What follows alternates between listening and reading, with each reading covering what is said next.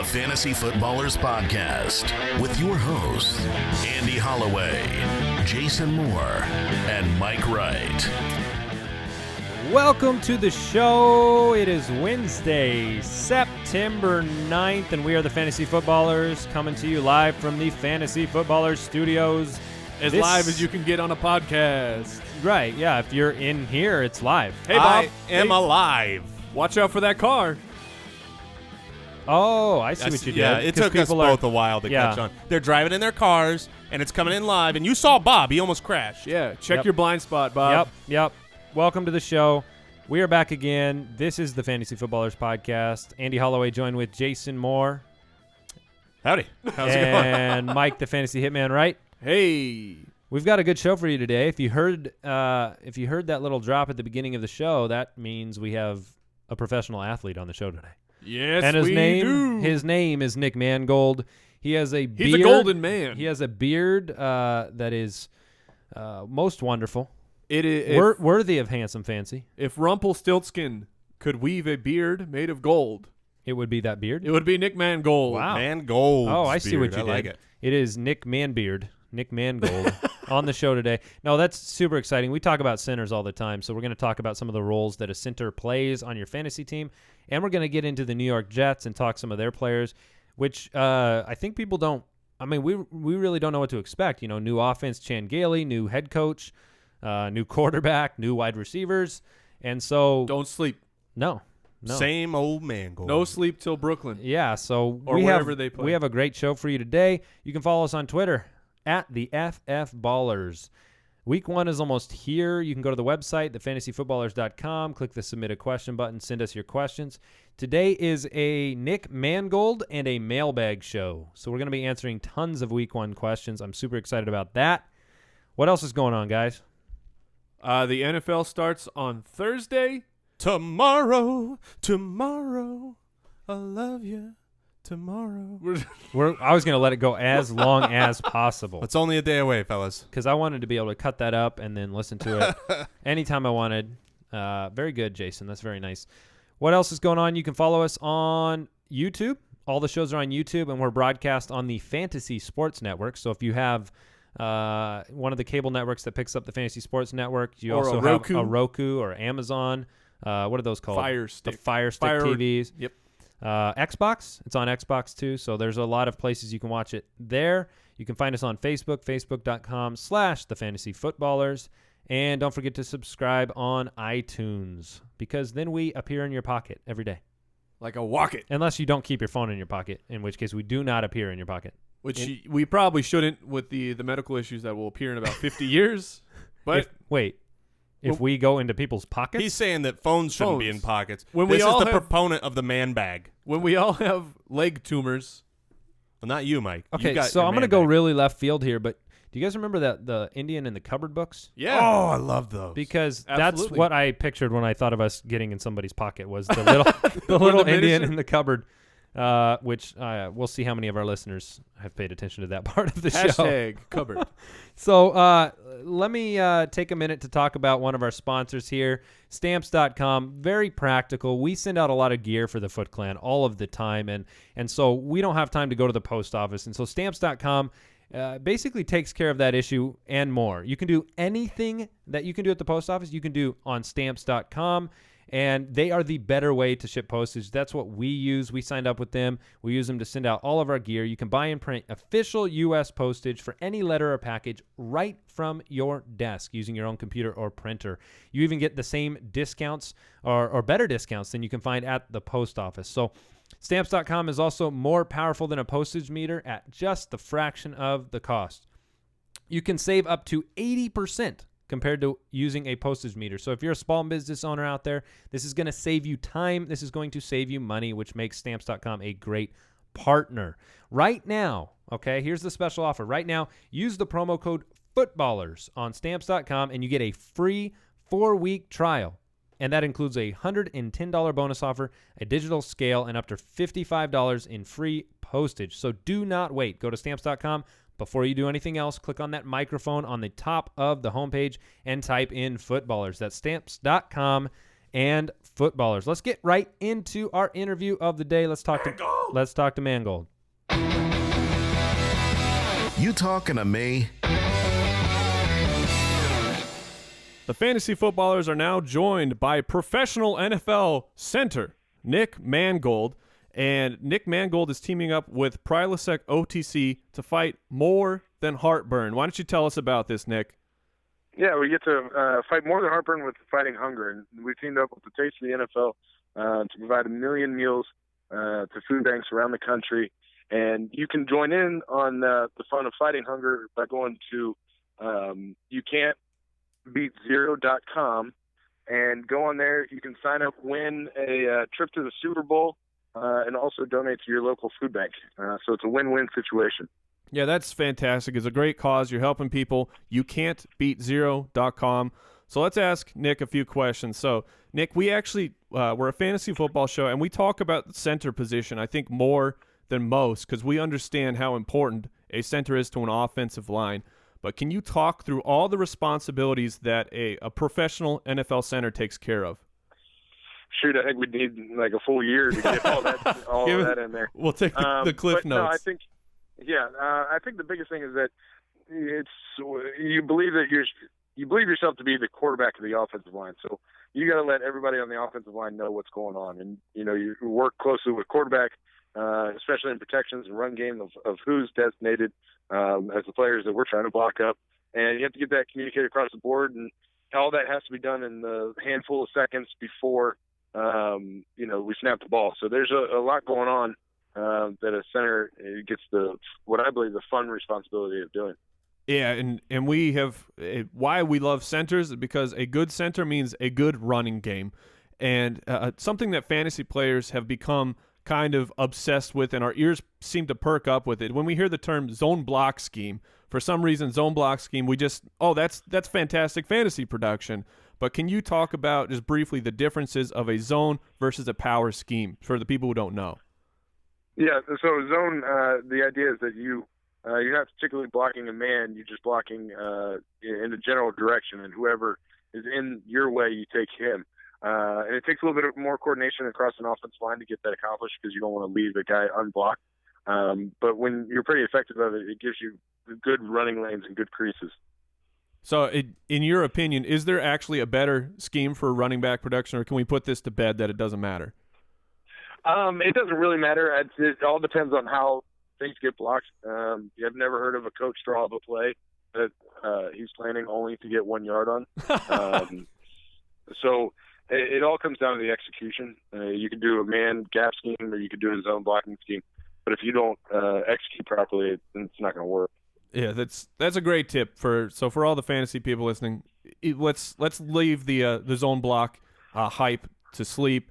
So can you talk a little bit about some differences in your offense compared to last year's? I think that the fact that we're spreading it out a little bit, we got a bunch of guys doing different roles.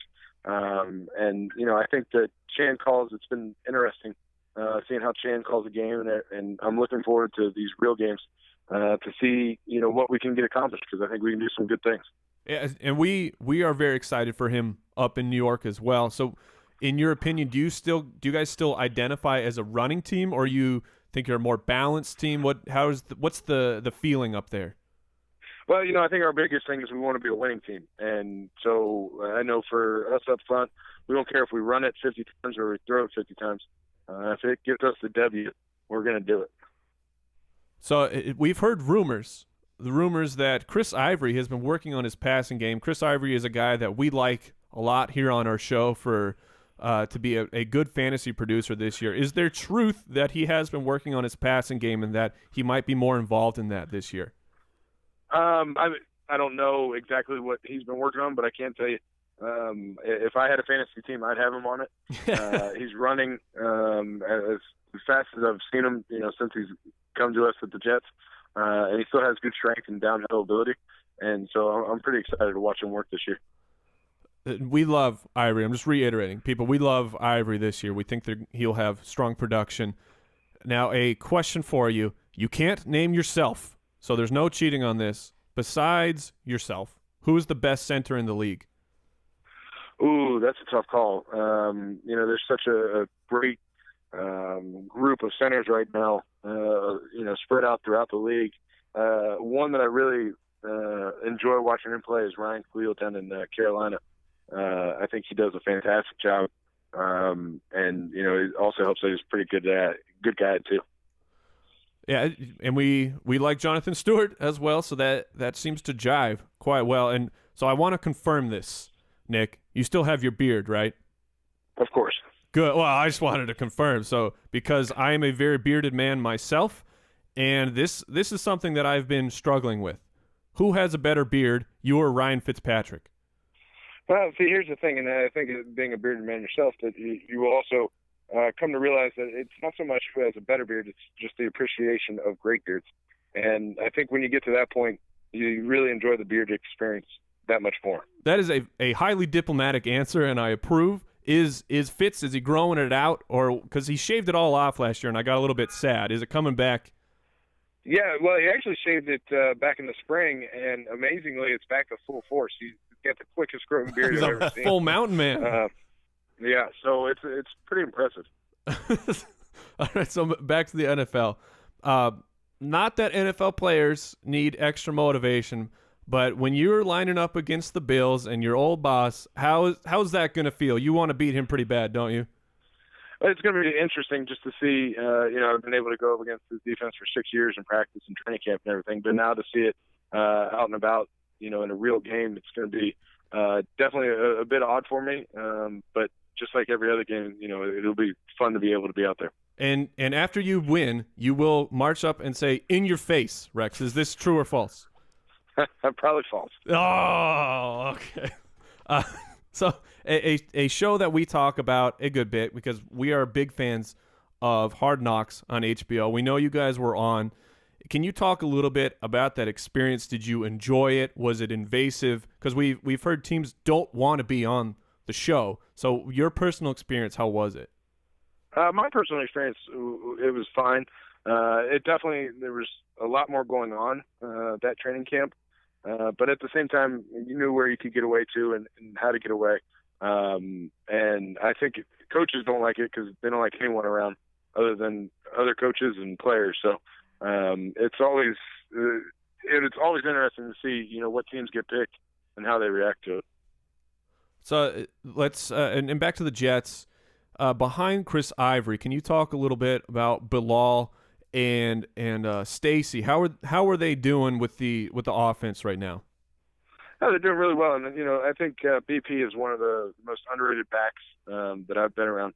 He does protection very well. He can catch out of the backfield, and he's got a quick burst to him. So I think he's a fantastic runner, and I appreciate all the stuff he does. And how's Zach holding up right now? Yeah, he's doing well. He had a good preseason for us. He made some great runs, and I could expect that to continue. So a big thanks to Nick Mangold for taking the time to join us today. We want to remind everyone that he has teamed up with Prilosec. They're fighting hunger. This is an extremely good cause. They're partnered with the Taste of the NFL, donating 1 million meals to families in need. You can go to youcan'tbeatzero.com, make a donation, and you get entered to win a trip to Super Bowl 50. So is there anything else that you want to talk about, Nick? This is your soapbox right now, your one chance. Anything you want to say?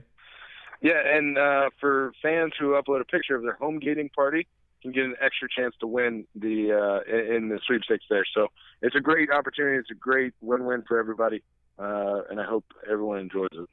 Great stuff, Nick. Thank you so much for your time. Thank you. Have a good one. A big center-sized thank you to Nick Mangold. Yes, we really thank appreciate that. He's here for a good cause. Make sure you go check it out.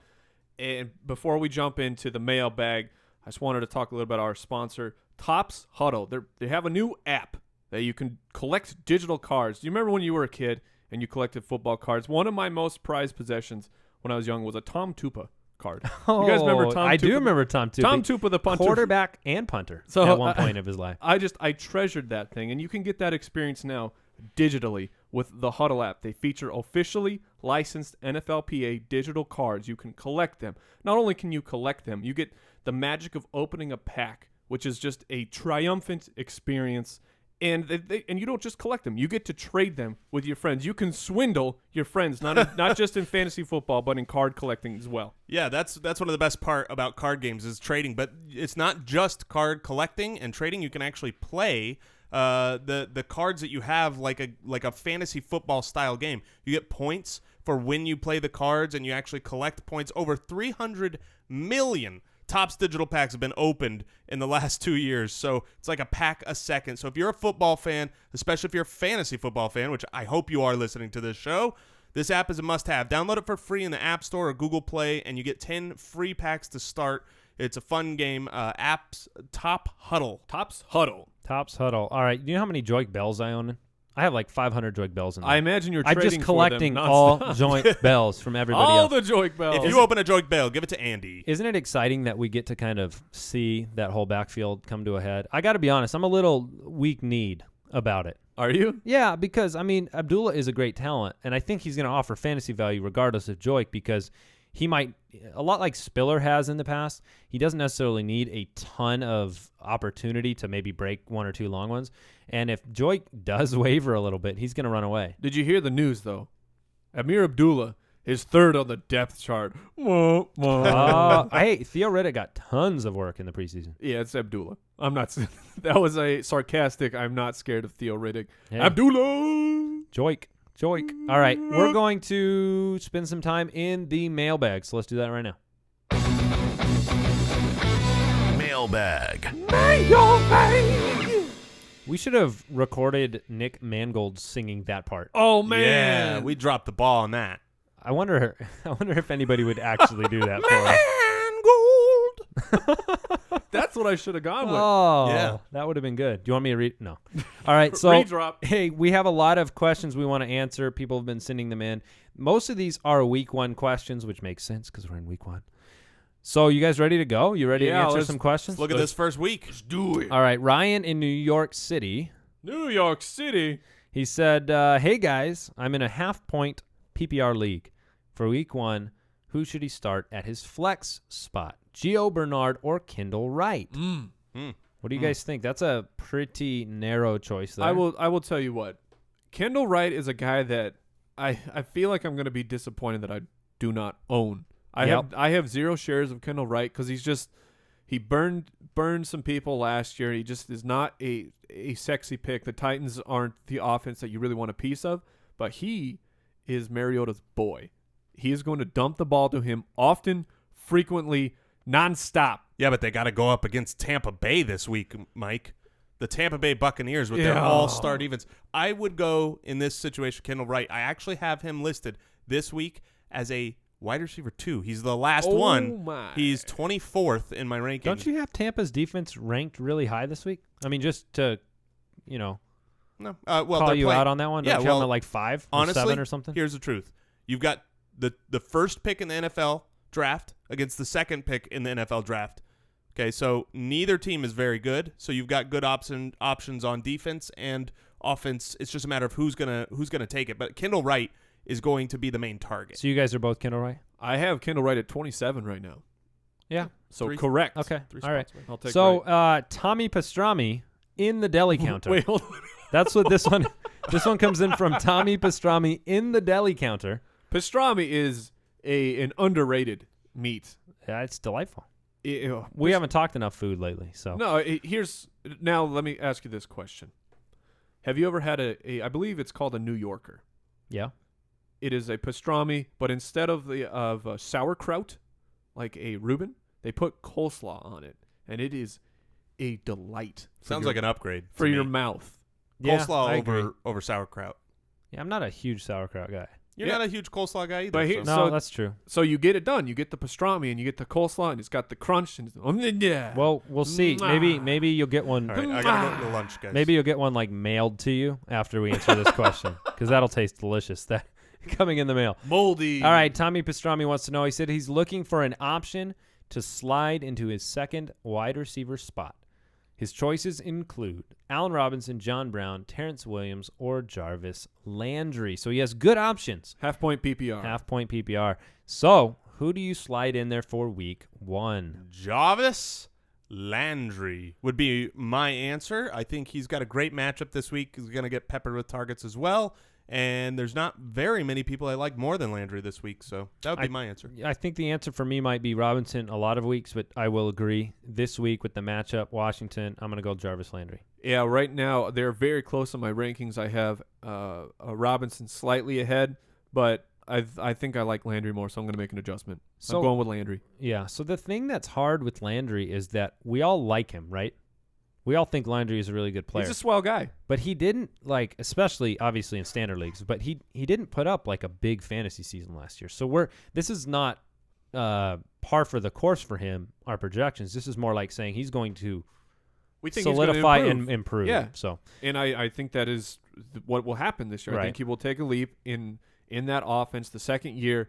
That we know all indications are that he will. Exactly. We know wide receivers get better. So it used to be the third year. Now it kind of is trending to the second year. So I love Landry in the matchup against Washington. Well, in the first half of last year, the first half of the games, he was normally 3 targets, 5 targets, 4 targets. And then the second half, listen to his targets last year, 10, 9, 11, 11, 6, 11, 9, 9. That's great. How can that sustain with Cameron, Stills, Parker, Jennings? Well, I think an improved offense is one thing that's going to help it sustain, right? If your offense is improving and you're running a little bit faster, Mike, you've always been talking about the offensive coordinator coming over from the Eagles wanting to get faster pace. I think that Landry's the guy that's going to help you do it. Well done. Good reason. Well done. I'm excited to see Devontae Parker this weekend too. I'm excited Me to too. check my mailbox for my New Yorker sandwich. That will be. I need to make sure they send that direct to you, not to the not to the actual show address, but send it right to your house so you can get that coleslaw 3-day-old. 123 Mike's Mouth Lane. All right, Adam in Columbia. I have 2 running back battles in 2 separate leagues. So in one league, for his running back 2, does he go John Stewart or TJ Yeldon or Ameer Abdullah? You go with Jonathan Stewart, who is going to get the ball until he vomits this week. I agree with you. All right. Jason, do you agree? Yeah. That sounded like you did not. I do. I was just looking at the second question. He said John Stewart or Alfred Morris, or as he said, Freddie Morris. Ooh, Freddie. I like that. John Stewart again. John Stewart. Yep. You got The Daily Show. The Daily Show is living on your teams. All right. Tom in the Jersey Shore. The Jersey Shore? Yeah. He's in the Jersey Shore. He says, curious who you guys think I should start in my flex for week 1. His options are Chris Ivory, Nelson Aguilar, and Eddie Royal. But he also has Duke Johnson on the bench, but I don't think any of us are starting Duke Johnson because I believe we said yesterday we don't think he's going to play. He has a concussion. He could play, but Yeah, he could. But I wouldn't start him over these guys. So if I'm looking flex week 1, it's Chris Ivory. Yeah, for me, I'm going to go with Chris Ivory, although I do really like Eddie Royal, especially with the situation of the mystery that is Alshon Jeffrey's calf. We don't know because they've shrouded it in a fantasy fog that we cannot peer through because they don't want to give up their strategic plans, those devils in Chicago. Yeah, if Alshon sits, I would go Eddie Royal. Otherwise, Chris Ivory. You'd start Royal? I would. Just roll him out there? I think he's just going to have to get targets if Alshon's gone. I don't hate it, but I would lean to Ivory. I think Bennett stands to benefit as well. Yeah, well, it's going to go Bennett and Royal, I think, would soak up all the targets there. Yeah, I agree. And someone was asking me the other day whether they should hedge their Jeffrey with Royal, and I'm like, yeah, please do that. Keep in mind, the Vegas line on that game is gigantic, so they're expecting a lot of points to be put up in that game. All right, this one comes in from, there's no way I can pronounce that name. We're going to go with Clyde. Clyde in parts unknown. You coward. Oh, man, you got to try it. Diashaha. That's pretty good. Tibblings. Okay. Tiddlywinks. Who do I start? It's another Jonathan Stewart or question. Randle or Jonathan Stewart? Joseph Randle or Jonathan Stewart in week 1? Well, the Daily Show all day here. Yeah. Let me verify, because as much as I do not like Joseph Randle, Now they're playing the Giants. as much as I don't like him long term, he's going to get the shot week 1, and the Giants' offense was a sieve for running back production. So does that make it pretty close for you? Yeah, I'm just pulling it up to verify. Who did you guys have? I've still got Jonathan Stewart ahead of him. And I'll go with, sorry, I lost it. I got Stewart ahead. I'm taking Stewart. Okay, this one is from Shapalapa Ding Dong. Did you audit these? Well, I didn't audit the names, man. I'm not changing somebody's name. It sounded like you were making it up because No. you didn't know how to pronounce it, but now I look in there and the name is Shapalapa Ding Dong. I'm going to need to see some identification. Yeah, on we this. need your ID, Shapalapa. Well, he's in New If Orleans, I may call Louisiana. you Shapalapa. If I may call you. It's Shapa for short. Yeah. Who do I start in week 1? Jordan Cameron or Delanie Walker? Jordan Cameron or Delanie Walker? The answer Delanie Walker is Owen fairly Daniels from the waiver. No, I'm kidding. Delanie Walker is facing the Buccaneers, and we know that Jordan Cameron, and he's facing the Redskins. What do you guys think? Jordan Jordan Cameron. Cameron. Which, ironically, I also have above Owen Daniels, my joke. So, Jordan Cameron is definitely the answer this week. This question is from Brendan. He says, who would you start in week 1, Rueben Randle or Danny Amendola? He says he's hesitant to start Randle because the Cowboys had one of the better pass defenses last year. The pass defense was a mirage, and I believe they've taken some injuries, and as the year went on, you saw that the pass defense was just kind of getting away with some things throughout the year. And with Victor Cruz, who's scheduled to be out, as far as I know right now, Rueben Randle is my man. I love him as the number 2 up in that Giants system. I think he's going to get a ton of targets with ODB pulling off the coverage. So I'm going to lean with Randle. I like that answer. I like Randle this year. I like that matchup and that game, that high-scoring game. But let me ask you this. Oh, no. Julian Edelman, let's say he's out. Okay. Because there's a good chance that Julian Edelman doesn't play. And you've got that huge line, that awful defense in Pittsburgh, opening day of football. Would you consider in that situation? If Edelman is not playing, that would change my ruling drastically, because Amendola will be doused in targets, because who would they have? Gronkowski and Amendola? Who else would be playing wide? It would be Scott Chandler. He would get targets too. Scott Chandler's going to get a bump, I think, for a little bit with LaFell out.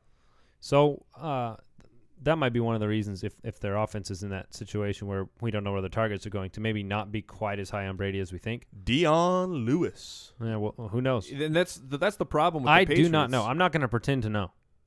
I don't know what he's going to do. It's a mystery up there, but I like Randle as a sure thing. Did you? So what did you make out of the this is going to make you mad then. I'm just so excited to watch the first game. Because there's so many question marks in the Patriots, and there's so many offensive weapons we love right now in the Steelers. That first game, I'm just so genuinely fast forward. What did you time. make of the new expanded Spygate news? Oh, that he was stealing documents? Well, no, that the specific news that I was reading had to deal with, and maybe that's probably a component of it, but that they had vast arrays of tapes for different teams, like over 40 tapes for different teams. Right. Like this is just breaking this past week about the kind of scope of Spygate, and these are the things that Goodell had destroyed. But I mean, I hate to bring another controversy to the forefront, but at the same time, doesn't it change your perception of that team if these things are true? I mean, does that just die from a statute of limitations over time, or it's not comfortable to think about for these teams that had success and won Super Bowls. That wasn't all I've heard, though. I've heard that there was a member of the staff who would sneak into the other locker room, and he would get a copy of their offensive play sheet. That's what I heard on the way over today. It's very helpful. So, as far as you're just talking legacy, yeah, absolutely nothing happens to their legacy. That's my because time will pass and no one cares. Yeah, statute of limitation. We don't know. This is all just propaganda right now. And even if the stuff comes out that really proves it, it's such boring. But how stuff many years of smoke do you need before it burns something down? I mean, I love. Listen, if you're a Dolphins fan, this is great news. This is great news, and you're just all the more fuel to your fire, or if you love the Jets.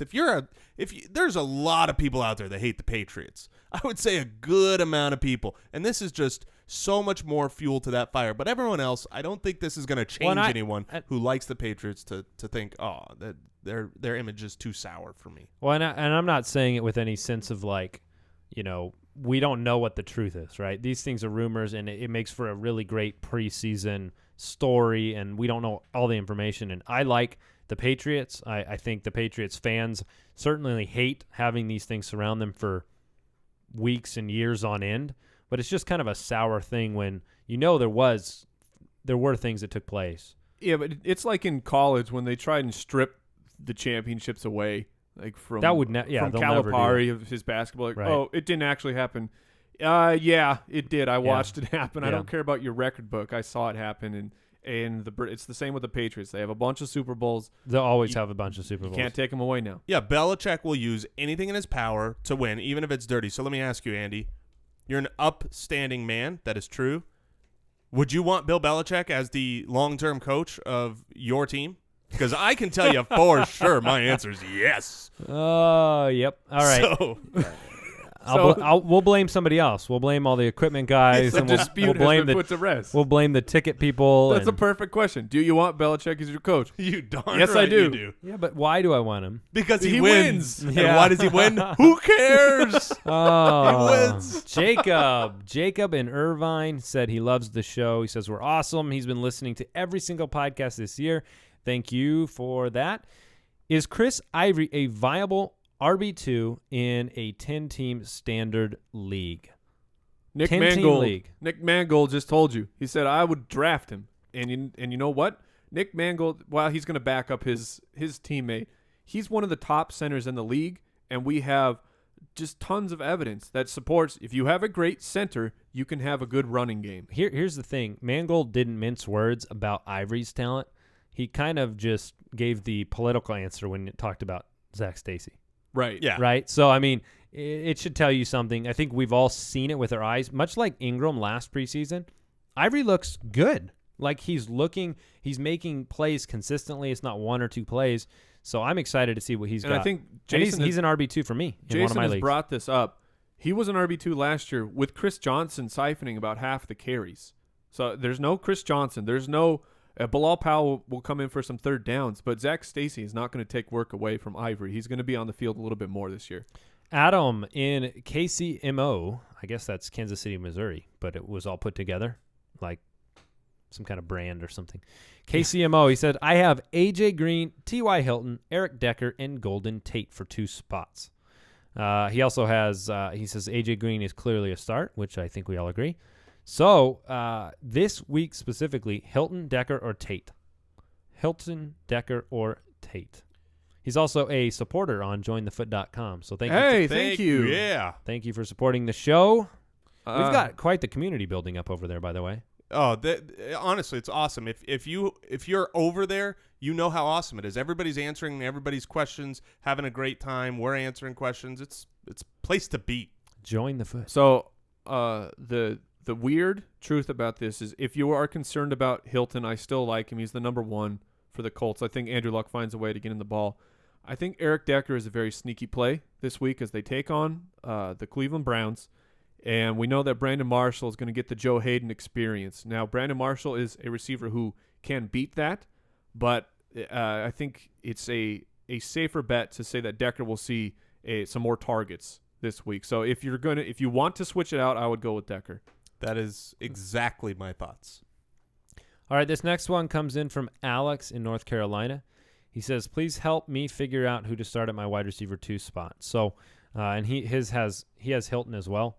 So if Hilton is clear, does he start Hilton, Devontae Adams, or Steve Smith Sr.? Now, I will say this. Steve Smith, I just read a thing. He averages like 91 yards in opening season games. In week 1 games, which is an interesting thing. I really like Steve Smith in week 1.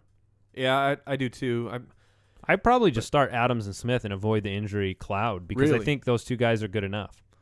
Yeah, it's certainly not a bad strategy. It's hard to sit down a guy you just drafted early in Hilton. So that's the thing where if you are wrong, you're going to punch yourself in the face and call yourself an idiot for not buying into your draft. So sometimes it's better to be let down by your star than by your own mind, right? Like you can blame Hilton as opposed to yourself for being dumb. Yeah, I agree with that. However, I'm definitely going Steve Smith.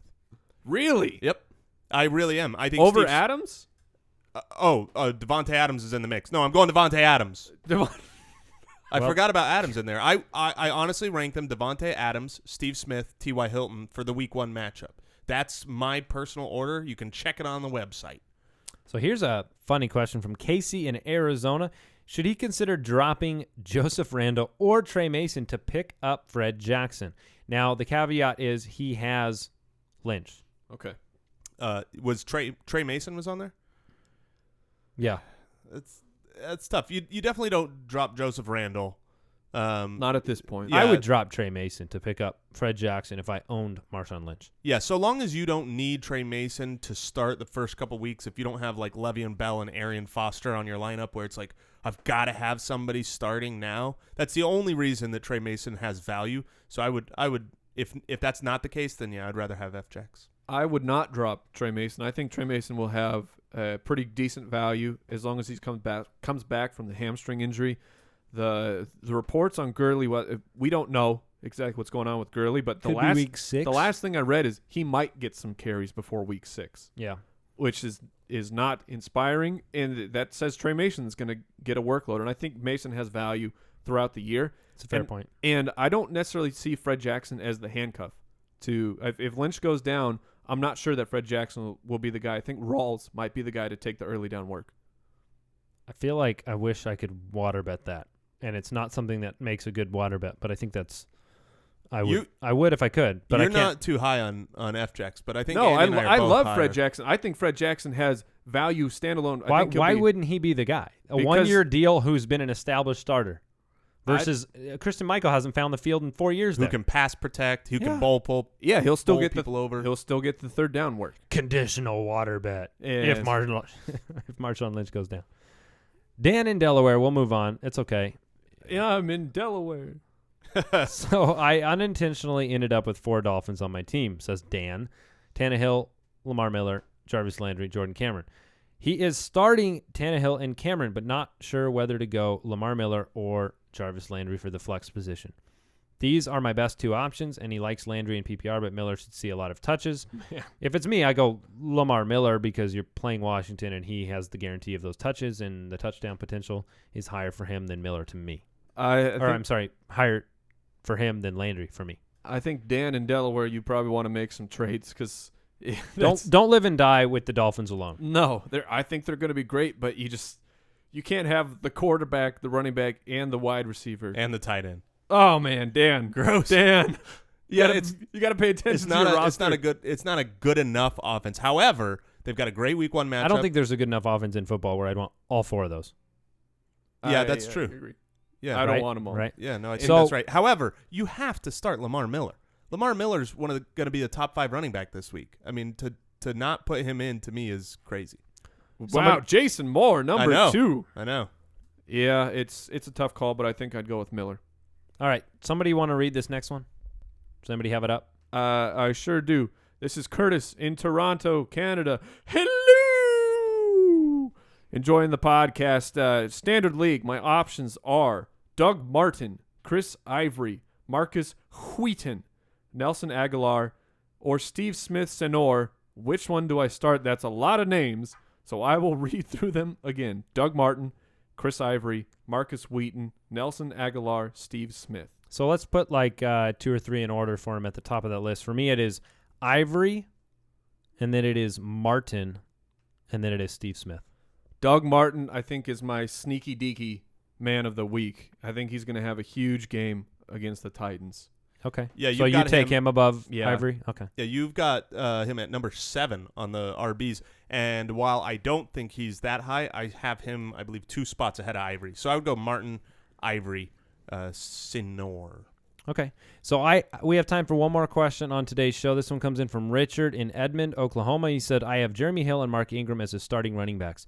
He has to choose between Andre Ellington and Ivory at the flex. So what do you think about that choice? And I guess you could take one of those other guys out if you think Ellington or Ivory is better. Yeah, that's a really tough question. Obviously, Jeremy Hill's in. Jeremy Hill is in. We know that. He's my number 1 this week. He's playing Oakland. He's and my number 1. He's going to destroy. Yeah, he's Oakland. my number 1 running back. You're playing DFS, sneak peek, spoiler alert, put Jeremy Hill in your lineup. I like Andre Ellington a lot this week with the New Orleans Saints matchup being at home, and I think that home matchup to me scares me a little bit from Ingram. Now, if C.J. Spiller's not there, Ingram could be a workhorse, but nobody's been running on Arizona at home for a while, so I think I go Ivory and Ellington.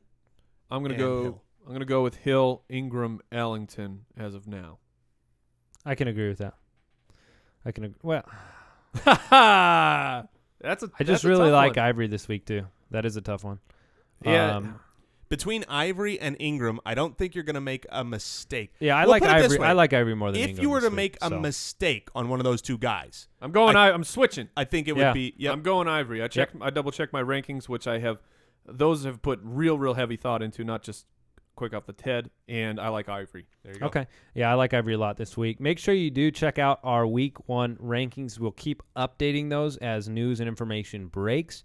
We are going to go through the matchups tomorrow. We're going to go through all of the games over the next 2 days. We're going to give you some starts of the week. We're going to give you a daily dose section talking some DFS with Chris Meany of the Fantasy Sports Network. So stay tuned to the show. Make sure you listen close.